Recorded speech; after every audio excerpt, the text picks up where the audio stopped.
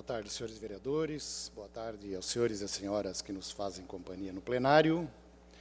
E minha saudação a quem nos acompanha ou vai nos acompanhar em suas casas.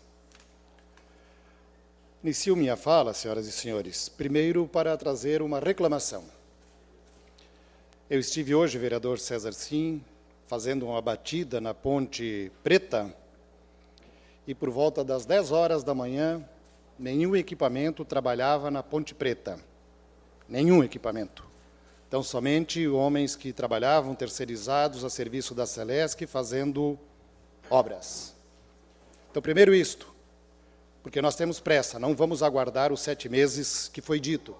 E se a Lagecrio continuar do jeito que está e a Prefeitura continuar não fiscalizando como não está, a ponte da Rui Barbosa vai causar mais prejuízo do que naturalmente vai causar a todos aqueles e aquelas que dependem deles.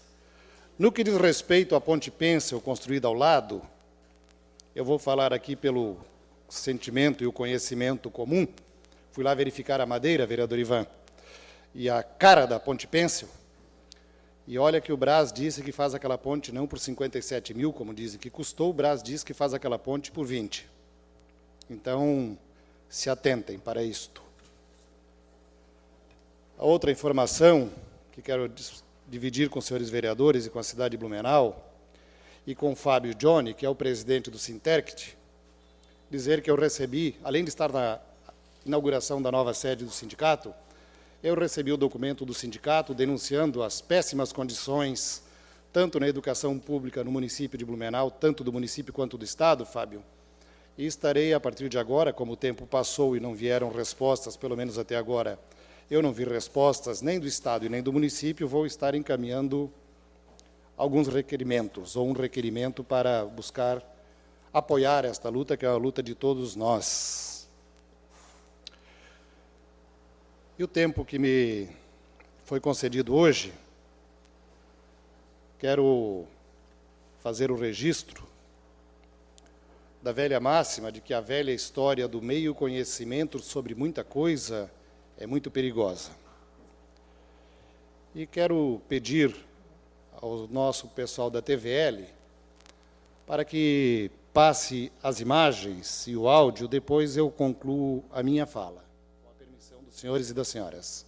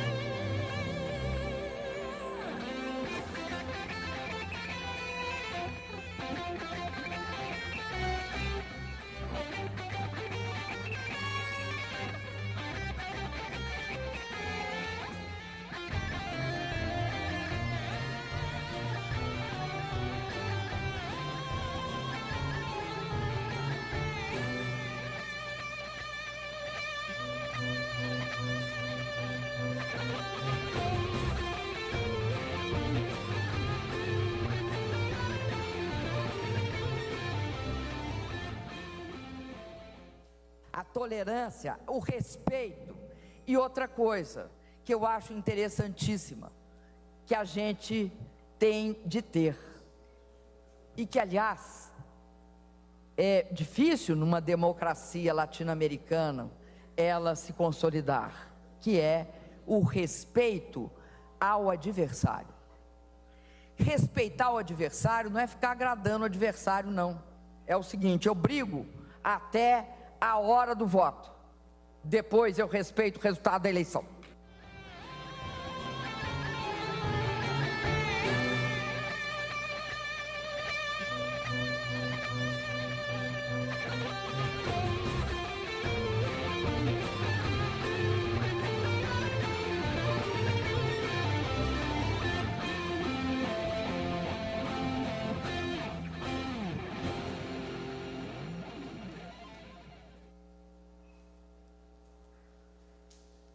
Tem uma música que alguns vão lembrar, que a última estrofe da música diz o seguinte, ou é mais ou menos o seguinte: perdoe-me os ouvidos de vocês. A paz queremos com fervor, a guerra só nos causa dor. Porém, se a pátria amada for um dia ultrajada, lutaremos com fervor. Digo isso, senhoras e senhores, porque, além de mostrar essas imagens, para desmentir aquilo que é dito na grande imprensa, porque os senhores não acreditam na grande imprensa, né? Nós não acreditamos. Além daquilo que é dito na grande imprensa, e eu, enquanto cidadão, eu que tive um irmão de meu pai, que me orientou, meu irmão do meu pai foi militar, serviu no batalhão ferroviário. Eu prestei o serviço militar com muito prazer no 23º Batalhão de Infantaria. E meu filho, quando me perguntou, prestou o serviço militar no 23º Batalhão de Infantaria. Primeiro eu quero dizer que eu vi o Exército, a Marinha e a Aeronáutica em frangalhos, vereador Jefferson. E hoje eu vejo estas organizações, estas instituições, com a estrutura e com o respeito que o nosso Brasil precisa, e vejo essas estruturas não fazendo a guerra no mundo. Eu vejo estas estruturas, vereador Becker, fazendo a paz no Brasil, garantindo a segurança no Brasil. Eu vejo essas estruturas a comando da comandante Dilma, buscando a paz no mundo ou resgatando quem precisa no mundo. E aí, senhoras e senhores, eu vejo, com todo respeito, nessas manifestações, é bem verdade que tem muita gente boa nessas manifestações. Concordo, tem gente boa nessas manifestações. Agora, quero dizer para vocês, e quem acompanhou aqui, quem acompanha um pouco, vocês viram e se arrisquem a colocar uma cor diferente e enfrentar a intolerância. Vocês viram aquela senhora de vermelho em São Paulo, a professora, que foi praticamente violentada em São Paulo só porque ela estava pensando diferente? Viram aquele jovem no Paraná, junto com a namorada, a violência física porque passou por aquele troglodita? Viram no Rio de Janeiro um senhor, só porque ele era de cor negra, ser expulso da movimentação, até depois descobrirem? Viram os idiotas que confundiram a bandeira, se não me falha a memória, do Piauí com a bandeira de Cuba? Confundiram, e a violência perpassou por todos esses espaços. E aí a violência é física ou ela é moral? Ela é moral quando muitos e muitas dessas e desses pedem para que nós venhamos a cair fora do Brasil, a deixar o Brasil. Eu sou um cidadão de um partido só. A minha história foi construída sob a orientação do meu pai, e um partido só.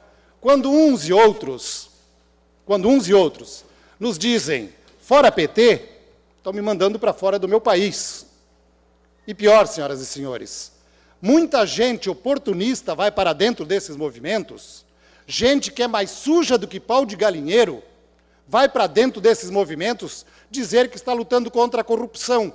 Um monte de corrupto que eu conheço, inclusive, que precisam fazer uma reflexão, vão para dentro, oportunisticamente dentro desses movimentos, tentar dizer fora Dilma, fora o quê, e depois dizem que respeitam a democracia. Não respeitam o Estado democrático de direito. E nós vamos continuar lutando para continuarmos termos um Estado democrático e de direito que hoje caminha para a sua maturidade. Vai precisar caminhar muito ainda para chegar à sua maturidade, senhoras e senhores.